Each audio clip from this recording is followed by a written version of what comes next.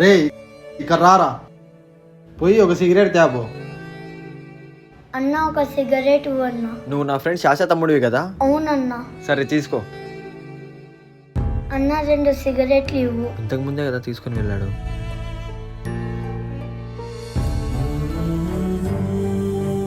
రే రే ఏం చేస్తున్నావురా?